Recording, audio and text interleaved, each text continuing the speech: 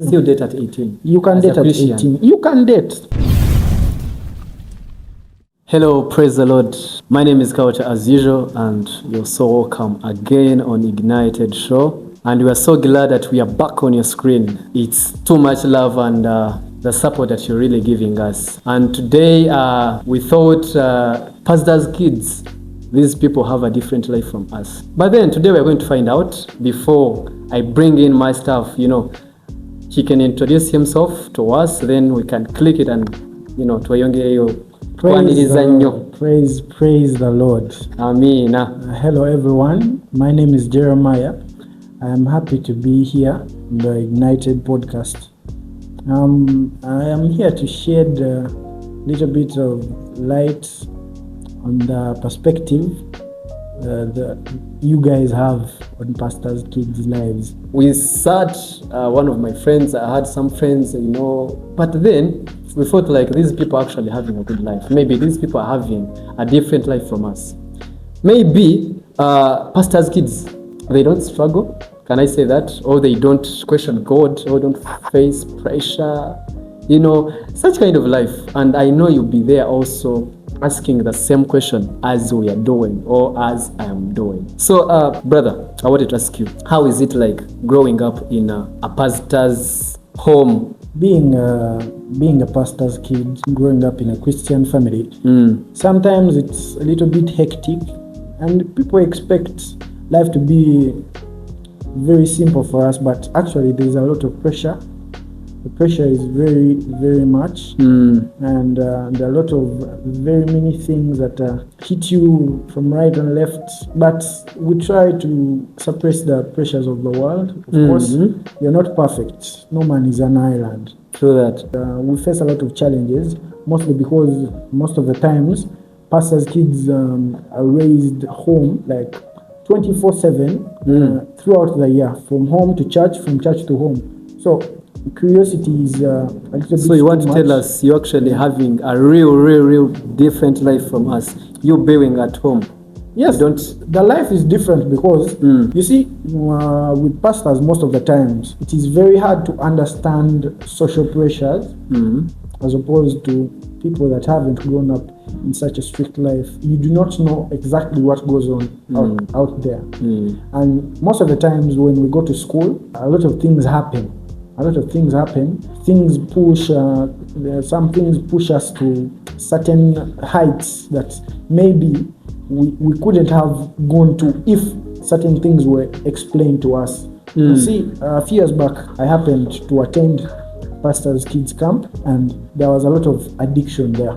A lot. What do you mean when you say addiction? There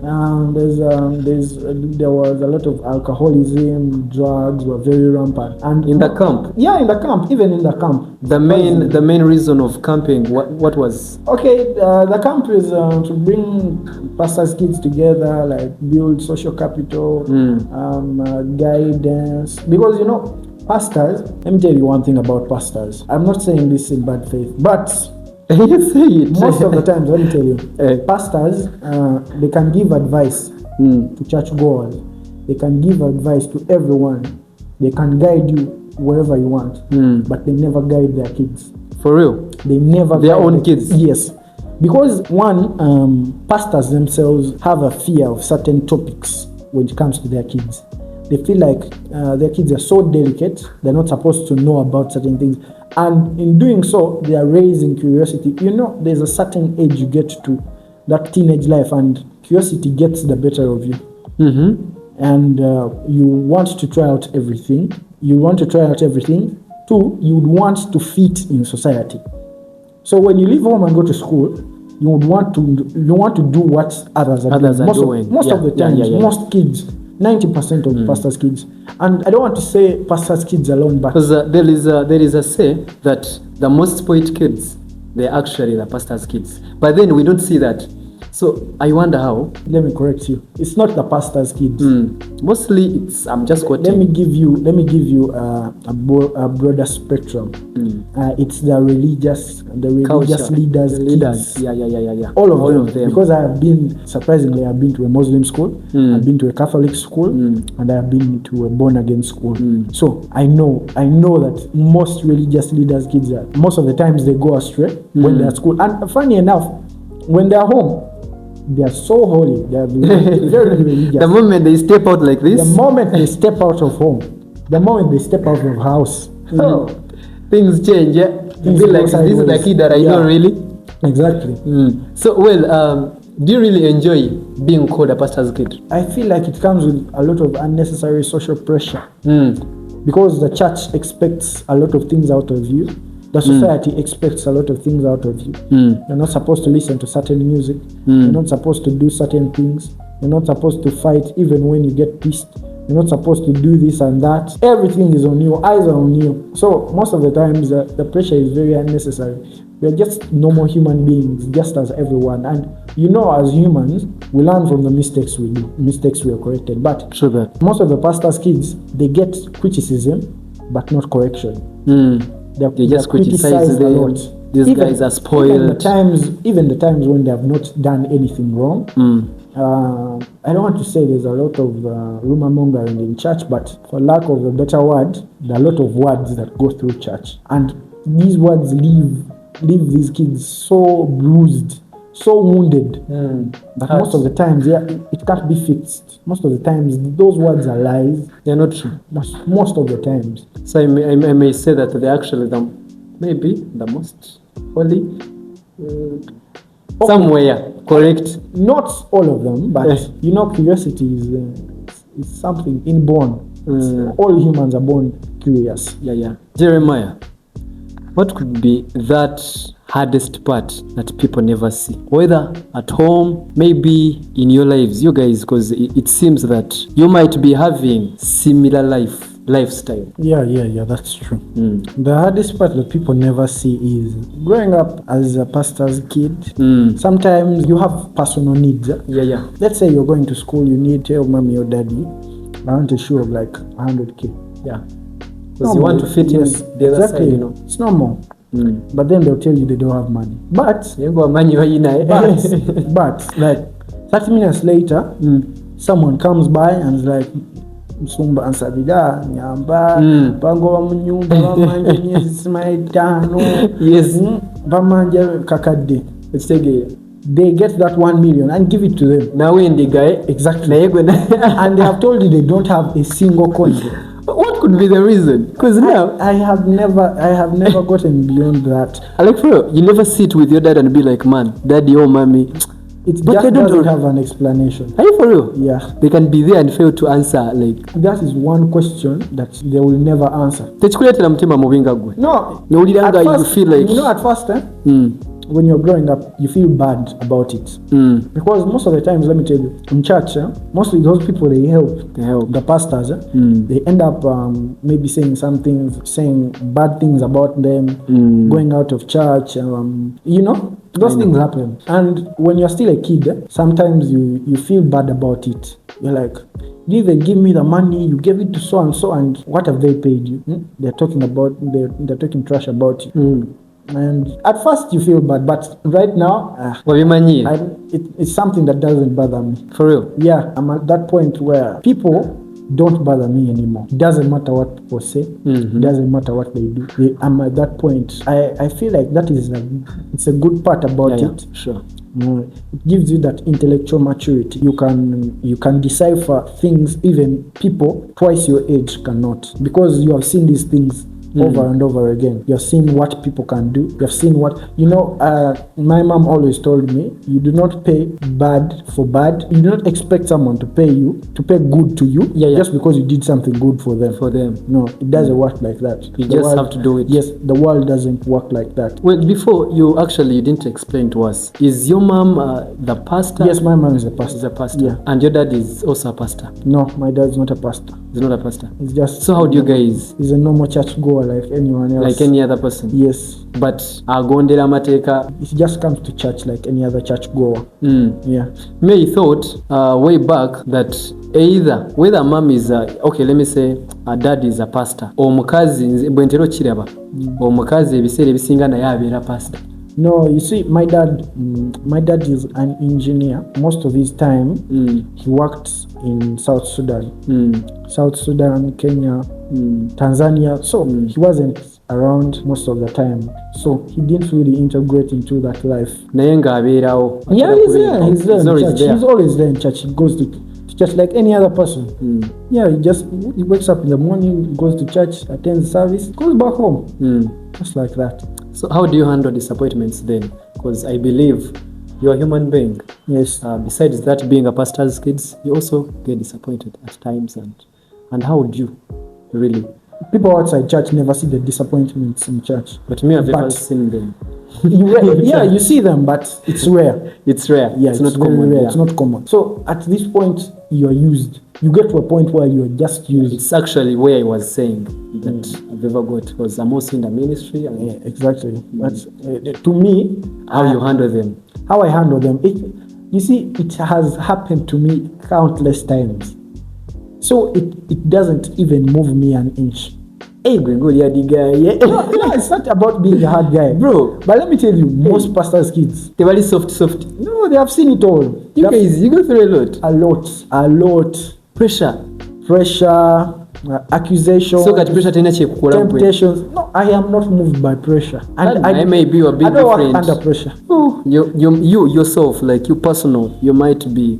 No, not personally. At some point it's personal because myself. You're kind of hard. Not hard, but I have tried to set boundaries for my life because I have come to realize that however much, whatever you do, you can never impress people. You can never. Even that's a big thing. Even Jesus, who gave his life and was crucified, is still condemned up to now. I have gotten to that point where I do my part, but I am not supposed. My dad always tells me, "You're not the main character in everyone's story. You're only the main character in your story, your own life." Yeah, exactly. So if you try to be a main character in everyone's story, you're going to mess up a lot. You're going to mess up a lot, and that happened to me a lot. You know, when you're you've learned. I have learned in church when I was growing up. You handle the machines at some point. You know how to handle instruments. You are in choir. You have been an usher at some point, but you come to a point where you realize that you can't do everything. You might get somewhere and settle. Yeah, you just have to settle. You can know how to do everything, but you don't have to do everything. Wait, say it again. You can know how to do everything, but you can't do everything. You don't need that. Yeah, like for real. Yeah, you can know how to do everything. Pastors' kids have gone with to school. Most of them, they know how to play the piano, they know how to play the guitar, they know how to play drums, they know how to set up sound, they know how to preach, they know how to sing. So, do you know everything? As you've said. No, I don't know everything. You don't know but everything. I have an idea of almost everything. Yeah, you can preach. I know you in choir. You sing. Yeah, I know. I sing. I have preached at some point. I know how to handle sound. I play the piano. I play drums, but it's not your thing. It's not my thing. So, yeah, but you know, I know. Yeah, I know. At some point, I learned. I know how to do it. So, what did you settle in? I just don't give it time. You settled in choir. Yeah, I'm just in choir. Yeah, this is amazing, though. You should know, eh? You can know how to do everything, but you cannot do everything. You don't have to do everything. Yeah. How do you keep your relationship with Christ? Then when instead just, in a church life, how do you? You see, there's a pastor, I don't know if you know her. She's called Pastor Kemirembe. I don't know if you know her. She has been a pastor. She has been a pastor in Mutungwe for a very long time, and now she's co-pastoring with her husband in Entebbe, Union Miracle Center. She always used to say that the problem with Christians is you want to be Assistant Holy Spirit. What? Let me explain. You see, going to church the most number of times in a week is not knowing Christ. Going to church every day or every night. Yeah. It doesn't make you. Praying every day doesn't make you praying every day. Christ. Yeah, you see, the relationship with Jesus is supposed to be mutual. It's supposed to be one-on-one. You're supposed to understand Jesus on the ground level. Yeah, as you. You don't have to be pushed by everyone to have that relationship exactly with Jesus. You don't have to just because the church program says there is deliverance on Monday, there is a service on Wednesday, there is another Bible study on Thursday, there's another service on Friday, there are two services on Sunday. It doesn't mean you have to go to church all those times. No, it doesn't. Okay, I might contradict with certain people, but you won't, because you're telling us the truth. But you can. I don't want to say I judge people, but I know people that go to church 7 times a week. Every day. Yeah, 7 days a week. But to me, they are very wicked. How many times do you go to church? I do not have a specific number of times I go to church. You can go there whenever. Exactly. When I feel like. I've had very many sermons. It's not the sermons that change you. No. It is the situations that you go through in life that change you. Wow. And it comes down to you and your God, you and your Jesus. How do you want to know him?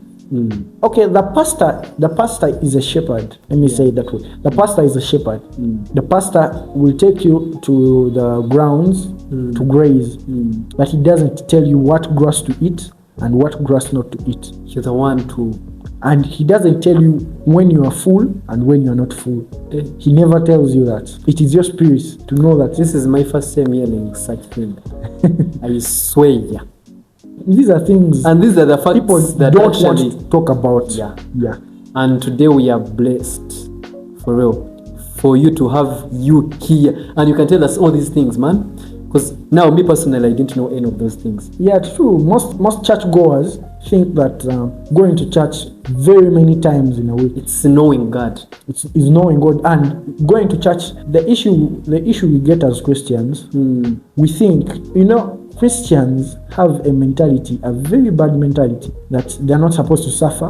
They're not supposed to go through situations or hardships. That they're not supposed to toil like any other human being, which is not true. Even the Bible in Ecclesiastes says there's time for everything. Appreciate.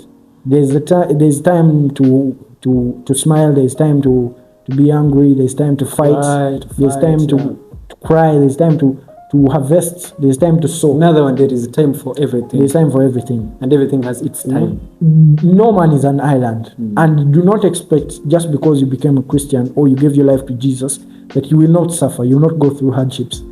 At a certain point, you'll have to go through those hardships, but how do you handle them?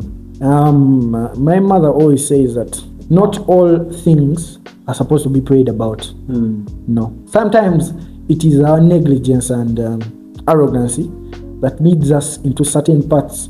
And the problem is we think everything we face in life, we're supposed to go to church and pray about it. No, you're not supposed to pray about everything. Some things you're supposed to do. The Bible, I think in Matthew, says certain things will not go away,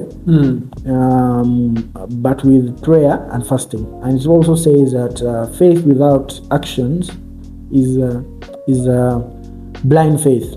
So sometimes you have to take the initiative and act. Just because you're facing, let me say, hardships in business, it doesn't mean God is punishing you, or God is testing you, or Satan. We have that mentality. Or Satan is fighting you. Yeah. We think and I think this is an African mentality. It is that whenever you get a problem or it is the devil. Yeah.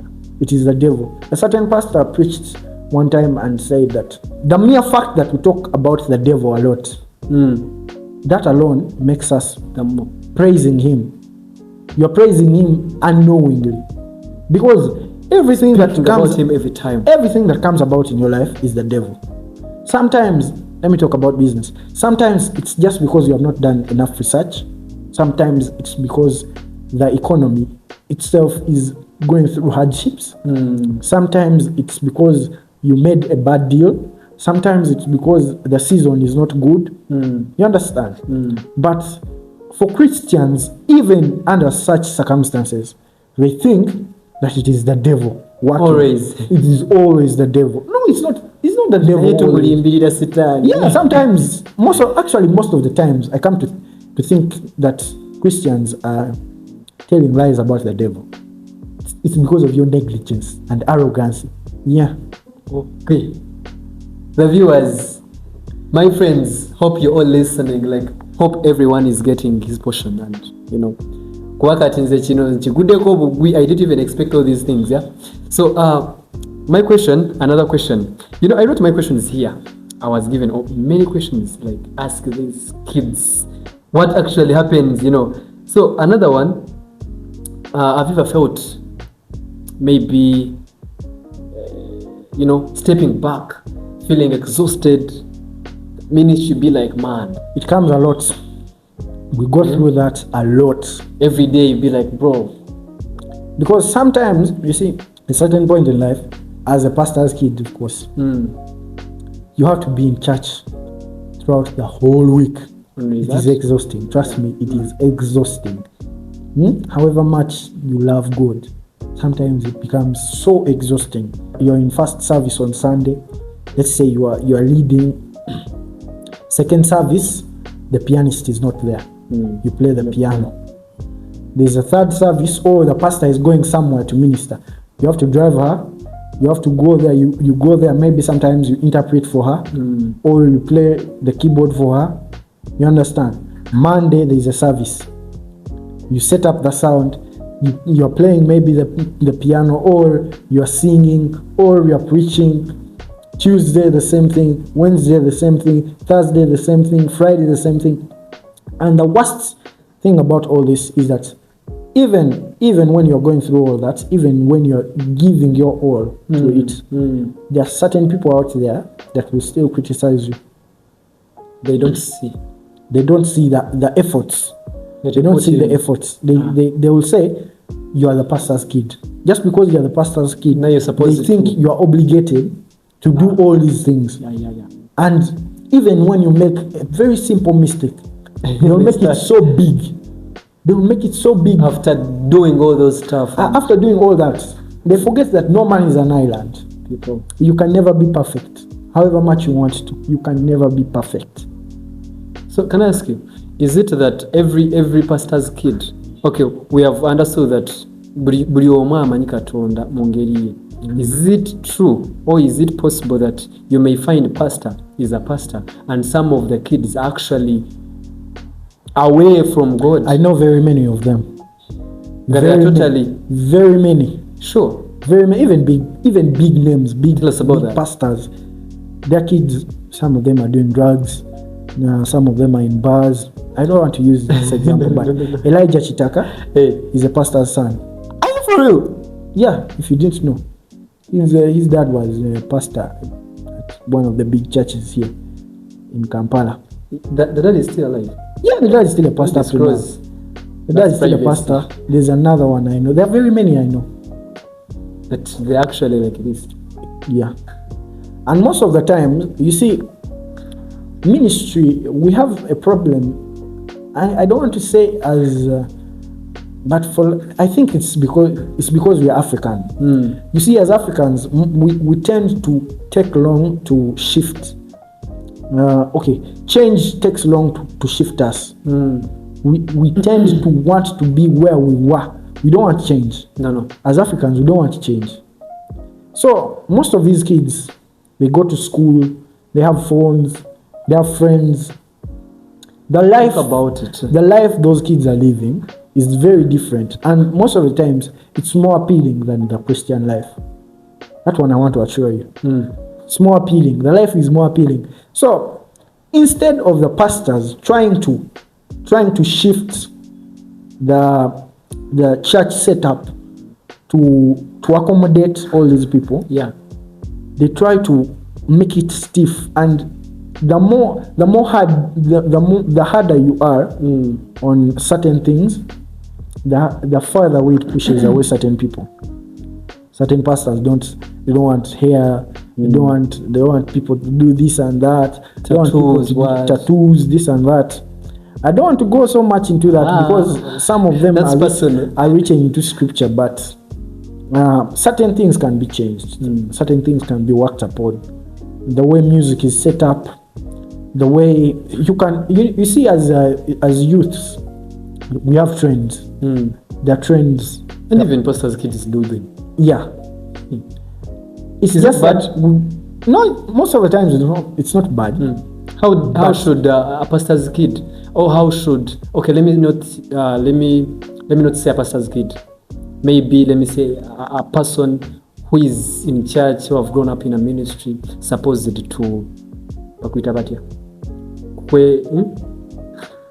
behave. Yeah, to behave.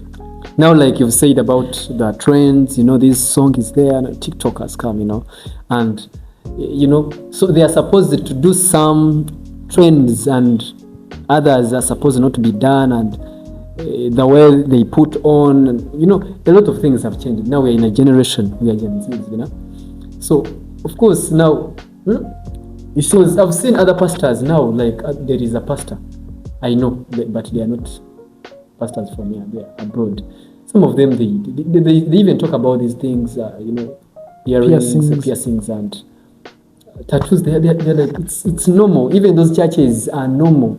It's normal to go in the church with a slit. Okay, like, is it us Africans who are still having that culture? Okay. Or it's supposed to be? The Western culture is very wild. I should say. Wild. The Western culture is very wild. It's not supposed to be the way it is. To a certain extent, I agree with the African culture. To a certain extent.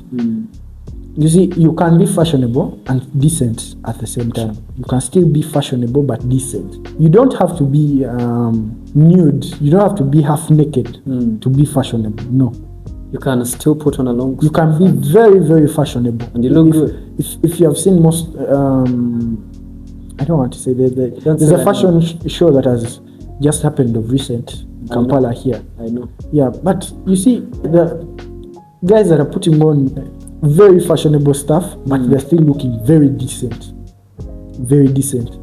So, the Western culture, I don't want to rely on it so much because it is very, very misleading. It is misleading. I should say. It is very misleading. Then about the trends and those songs and those TikToks. Okay, certain songs are not. Even me, I do challenges. I be there on TikTok. I be this one. I be like, You see, so I should also get I should align myself somewhere and be. It's not about alignment. It's about what is the song saying. Yeah. You see, there is a very, very. Actually, I don't want to say. Okay, there's a very bad myth about secular music. Yeah.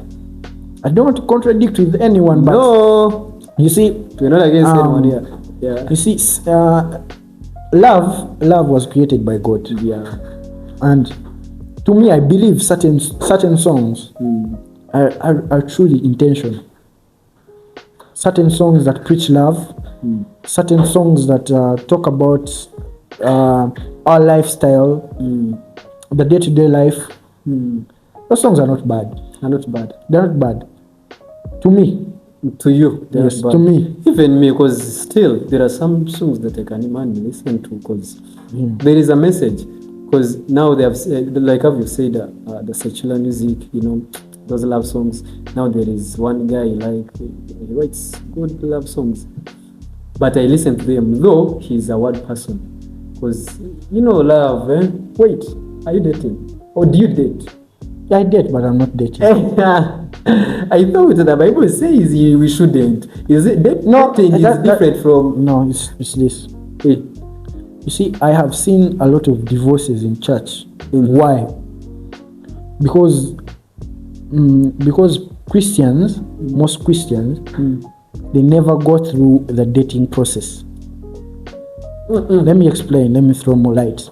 You see, marriage is a journey. Marriage is not something you start up in 1 week. Yeah. You understand? So dating is where you know more about who you are trying to get a wife out of. Is it possible to get a wife out of them? You see, we have grown up in different families, different societies, different environments. You do not know different cultures. They have exactly. You do not know her ways of life. You do not know her culture. You do not know if you can keep up with it. So how will you know all these things if you're not dating? You can't. Is there an age gap where people, okay, let me say that we are young, yeah? Is it supposed to be 18 and above as a Christian?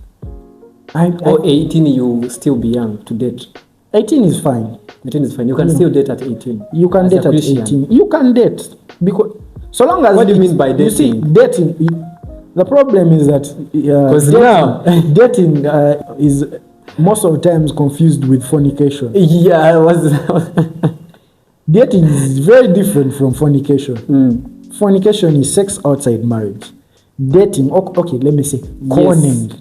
Conning. I would take He's trying to understand. As Africans. Yeah.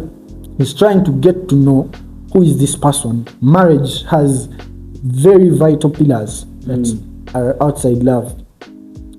What are you bringing to the table? Like, I'm not talking about money, but the intellectual currency. Yeah. What are you bringing to the table? What can you do? Exactly. What can you do and what can't you do? What can you add? Exactly. How will you be diverting me from my Christian path? Or how will you be guiding me onto my Christian path? You understand? Those are all things you have to consider before marriage. The reason why there are very many heartbreaks these days and divorces is because they only consider love. Yeah. Marriage from also, time immemorial. Dating. Marriage is not all about love. Is what is your family? What is this? There are families that don't stand to lose anything. There are people in life that don't stand to lose anything. They can say anything at any time. And to you, it might be so bad, but to them it's normal. So look at their family. What do they stand to lose? What does your family stand to lose? What do you stand to lose? What do they stand to lose? All these are things you're supposed to weigh before you get into thinking about marrying someone or proposing or doing all that stuff. But most of that is foregone because dating is seen as a sin. Okay, because most times dating ends up. Okay, that's how we see. Ends up in fornication. Yeah, that's why most people think it's a sin. So but dating is not a sin. It is not a sin. No, it's not. You must date. How are you going to get married if you're not dating? But then you should know limits. You should not fornicate. Very simple. You should not fornicate. No way. Yes. It's as simple as that. That's the only limit. Fornicate. Yeah. But date. So relationships are okay. They are very okay. Very okay. Hello guys. I'm single and searching. Yeah. What does this say? So let me get my other question here. So there is youth, our generation.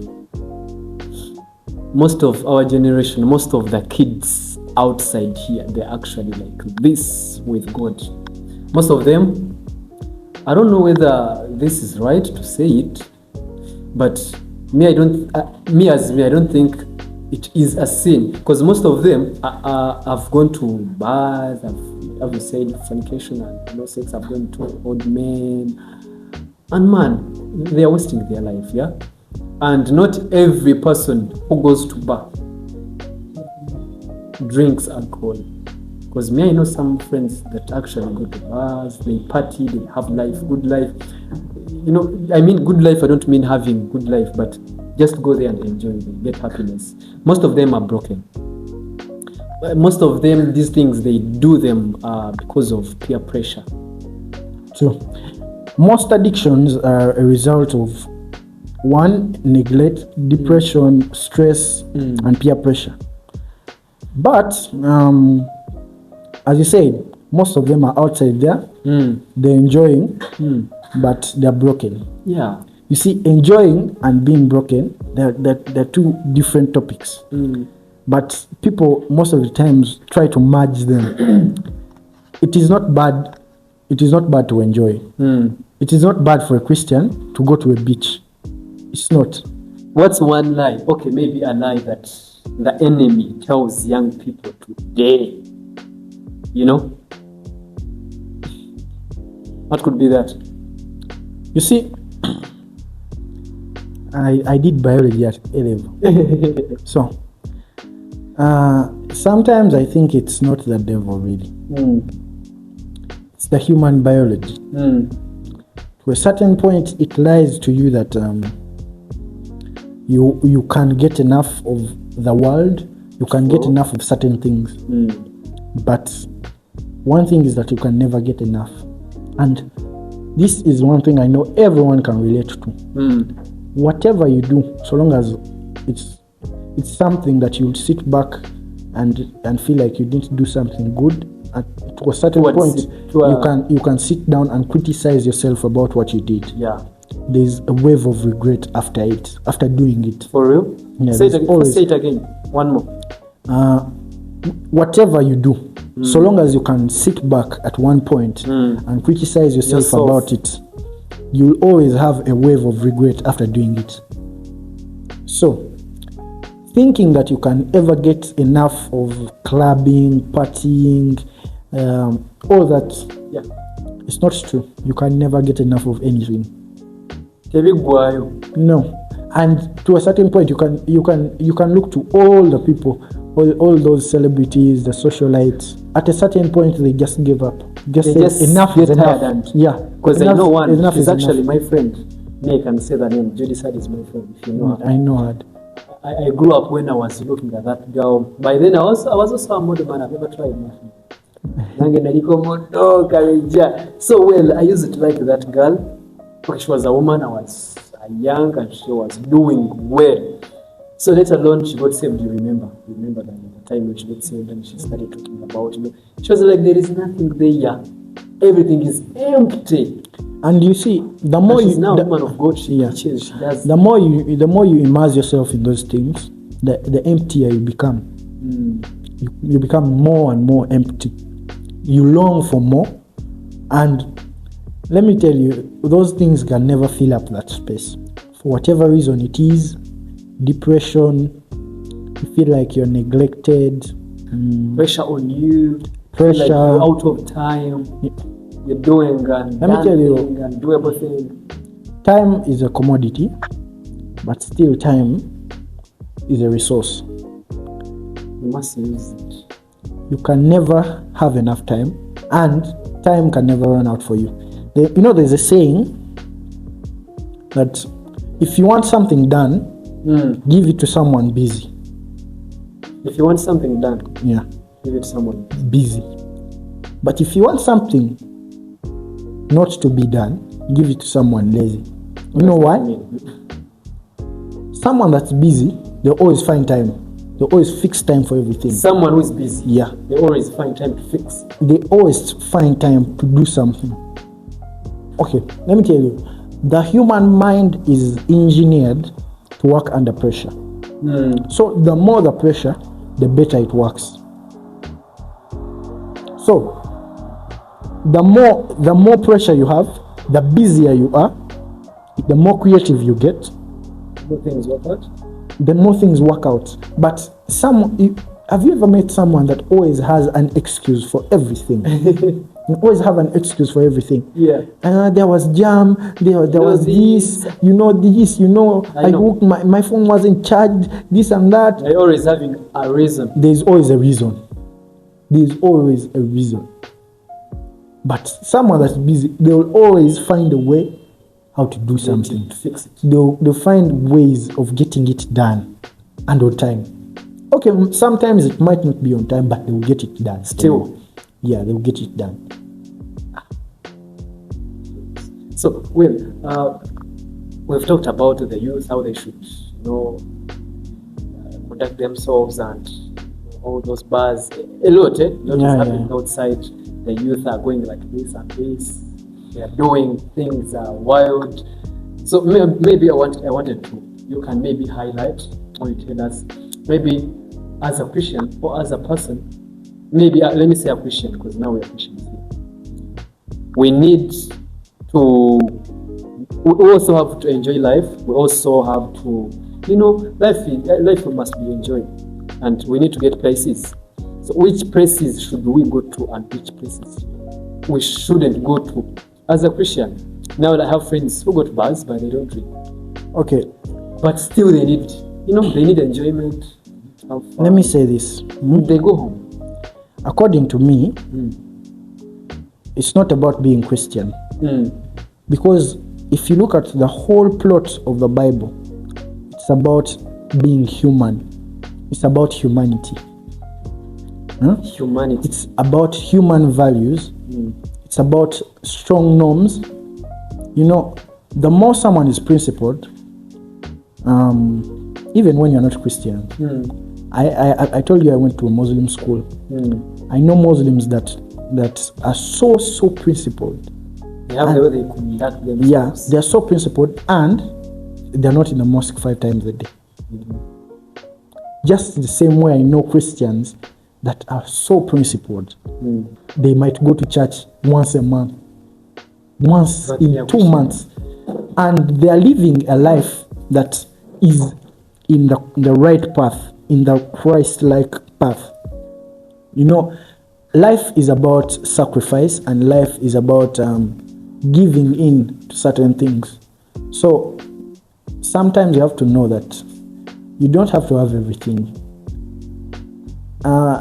I told you about when I used to ask my parents for certain things, and they say they don't have, but when someone comes in, a churchgoer, they give them. It taught me one thing: to appreciate life. Only that.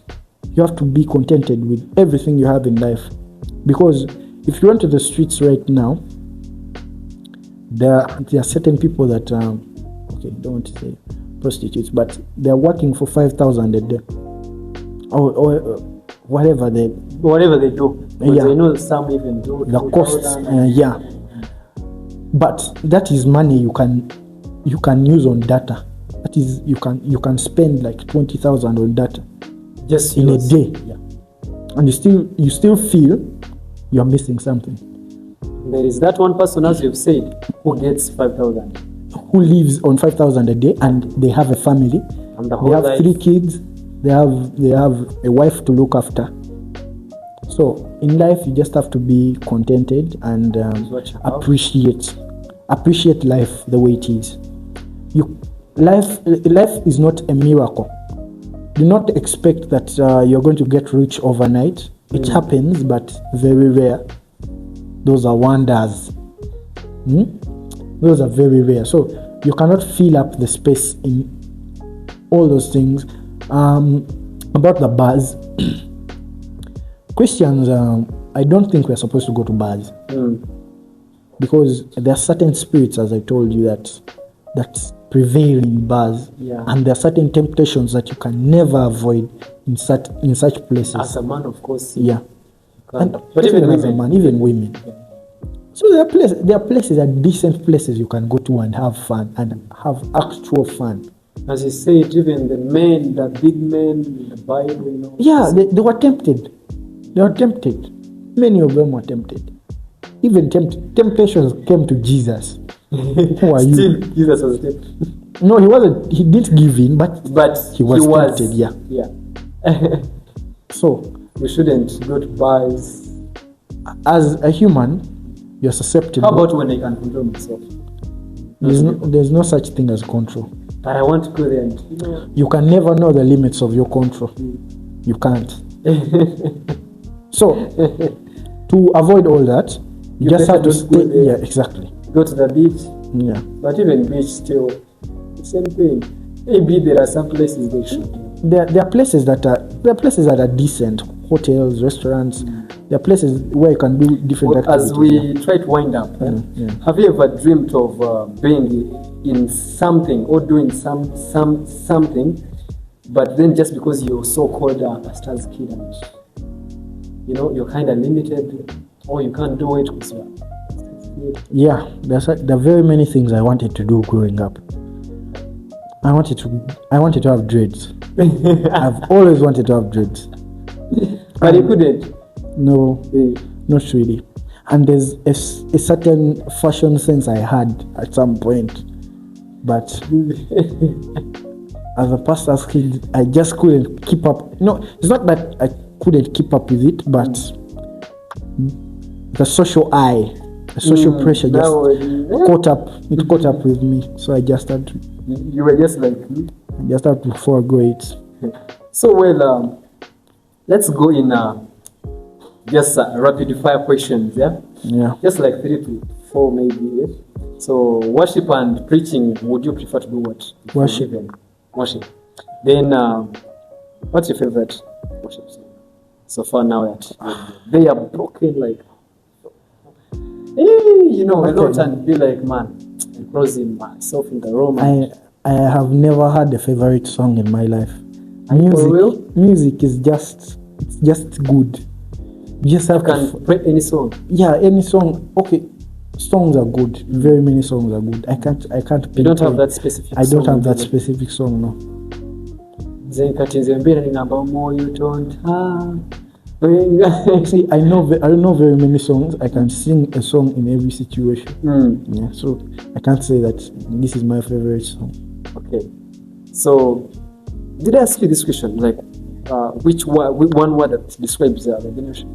Yeah, I did. Yeah, you did. Maybe I just forgot that. Yeah. So, if you could have a dinner with one Bible character, who would it be? One Bible character. Just one. The Bible character. Just one.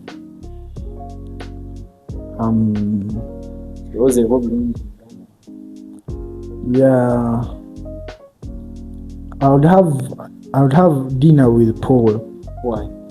Why? Paul went through a lot of persecutions. Paul was once against Christ. Sure. Yeah. When he was still called Saul, I think. Saul, yeah. Saul is one of those people that saw visions that up to now, he wrote things that up to now they're still coming to pass. I believe he was so knowledgeable. His faith was on a very different level. So I'd have dinner with Paul. Yeah. Oh. So, well, I guess we have reached to the end of our show today. So tell us, one word for the youth outside. Yes. One word. Whether you're a Christian, whether you're not, whether you're Muslim, just one word. Social media is a scam. And the Western. What do you mean when you say social media is a scam? Who's even here? This is media too. Yeah, this is media too, but social media is very misleading. You should be keen and wise. You should pick out what you listen to and pick out what you believe in. Because a lot of people on media are living fake lives. And those are the people you're trying to compete with. You'll never catch up. Trust me, you'll never catch up. You do not know their source of income. You can never catch up. Social media is just a scam. There are some people be like social media. When you take them, only one thing that you would provide for them is a phone and data. That's it. They be sorted. Those ones consume media for fun, but media. Some of them they are doing it. Okay, I'm not saying to do away with media, but just pick out. There are some stuff that pick out what goes into your mind. Well, thank you for watching, good people. This was amazing. Jeremiah had, you could take over because me, I didn't know all these things, and I think I'm going to change somewhere because I wasn't that perfect, and I don't think I'm going to be perfect because even I'm a human being, as we're saying it here. So but I can't forget to do this. Shout outs to my friends. You guys are doing a great thing. Keep liking our videos, keep sharing our videos, share to a friend because this was so amazing. There are some people there who can't even manage to reach out to this and listen to it. But if you learn on it, man, bro, just share to a friend. This might be pricing, this might be something to do. Then same by mass media, never to take a message. ono wenjogerera kama nina today maso. That's Max Media. Thank you so much for believing in our visions and our vision, and to reach out to give out the gospel. Iminyeto kushanga tuliyo misho ganyu nkaha nemba bazara kushanga abantu nkaba ni bajya bro nemba vision. Come and do it. So shout out to Max Media. Let's catch up next time for another episode or another video. We are out.